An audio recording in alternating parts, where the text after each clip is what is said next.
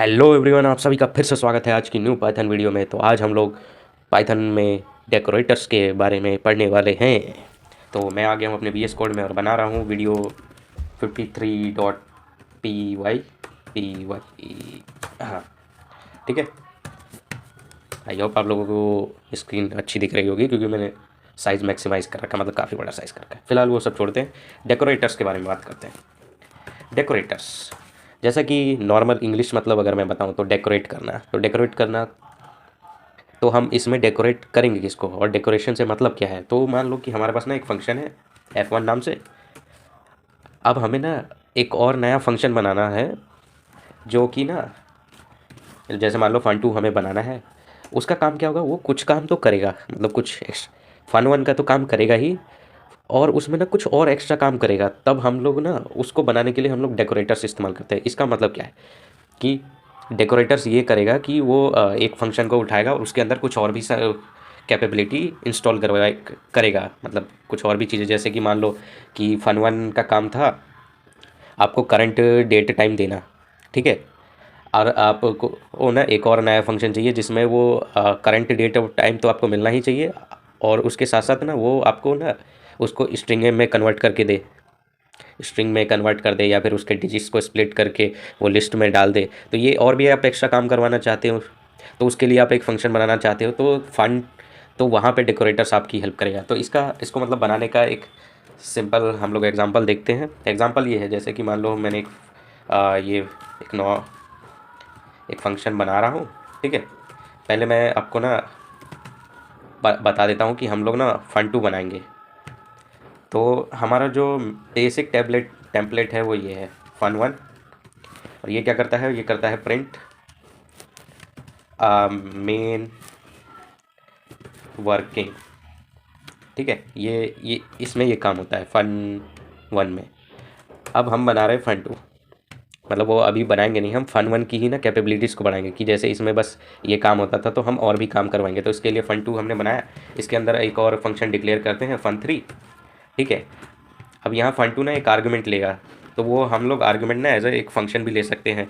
ये अगर आप मेरी वीडियोस को कंटिन्यूसली देख रहे हैं तो आपको पता ही होगा, नहीं तो मैं अभी इसका एक एग्जांपल दिखाता हूँ आपको। उससे पहले हम, या फिर चलो पहले ना उसका एग्जांपल ही देख लेते हैं, ऐसा करते हैं, ठीक है। तो एग्जांपल देखने के लिए मान लो ये आपने एक फंक्शन बनाया fun1, एंड इसमें एक फंक्स आता है, और ये आर्गुमेंट लेता है हेलो देयर, ओके। तो ये करता है। तो अब मैं fun1 को कॉल करूँगा, तो ये मुझसे एक फंक्शन मांग रहा है, मतलब ऐसे करके कुछ कह रहा है अननोन। तो मैं इसको अगर प्रिंट दे दूँ ऐसे और एंटर मारूँ, तो देखना ये ना एक्चुअली प्रिंट कर देगा इसको। तो यहाँ ये क्या हुआ अचानक से, तो मैंने जैसे देखो fun1 बनाया है, इसमें ये फंक्स एक्स है और उसको पैरामीटर पास करा जा रहा है हेलो वर्ल्ड, वो हेलो देयर। तो जब मैंने fun1 को कॉल किया तो मैंने इसे प्रिंट दिया, और प्रिंट एक बिल्ट इन फंक्शन है ही इसका। तो प्रिंट यहाँ गया और उसकी जगह यहाँ पे भी लिखा गया, और उसको एज अ पैरामीटर मिल गया हेलो देयर, तो उसने टर्मिनल पे इसको प्रिंट करवा दिया, ठीक है। तो ऐसे करके हम लोग ना फंक्शन भी उसको पास डाउन कर सकते हैं हमारे फंक्शंस को, ठीक है। तो अब हम इसको दोबारा से कंटिन्यू करते हैं कि डेकोरेटर्स पे। तो fun3 में बना रहा हूँ और इसमें लिख देता हूँ कि मतलब मुझे जो काम एक्सटेंड करवाना है वो ये है कि एग्जीक्यूशन ऑफ कोड स्टार्टेड, ठीक है। और यहाँ पे ना fun1 का जो भी डेटा था ना वो आ जाएगा, एंड यहाँ इसके बाद लिख देंगे हम लोग, मतलब और ये करवाना है मुझे एग्जीक्यूशन ऑफ कोड इस, ठीक है। और यहाँ इसके बाद हम लोग रिटर्न कर देंगे fun3 को, बस ये हो गया। और ये हमारा ये बन चुका है अब डेकोरेटर्स। बस इसमें अब एक लाइन बची है जो कि सबसे ज़्यादा मेन है, और वो लाइन है ये वाली, @ आप जो भी मतलब उसमें जो आपने मेन फंक्शन बनाया है उसके अंदर जो फंक्शन है उसका नाम देना पड़ेगा। तो @fun1 से मैं इसे fun2 से मैं इसे डेकोरेट करना चाहता हूँ, बस। अब fun1 में उसकी कैपेबिलिटीज़ तो है ही। अब fun1 ना ऐसे काम करेगा, fun1 यहाँ जाएगा, fun1 की वैल्यू यहाँ जाएगी, उसके बाद रिटर्न हो रहा है fun3, तो fun3 के अंदर ये गए, तो fun3 में रिटर्न हो रहा है प्रिंट स्टेटमेंट, फिर fun1 की चीज़ें जो हमने यहाँ से उठा ली और प्रिंट की चीज़ें उठ रही हैं। तो इसके बाद अगर हम इसको fun1 को रन करें तो देखो fun1 को हमने रन किया और ये देखो ये आ गया execution of code started, main working and execution of code finished. अब इसके बाद अगर मैं इसका ये पोजीशन बदल दूँ तो अब ऐसे हो गया execution of code started, code finished and main working. ठीक है, तो ऐसे करके जो डेकोरेटर्स है वो पाइथन में वो इस्तेमाल होते हैं। ठीक है, अब आप इसके साथ कुछ भी मज़े कर सकते हैं।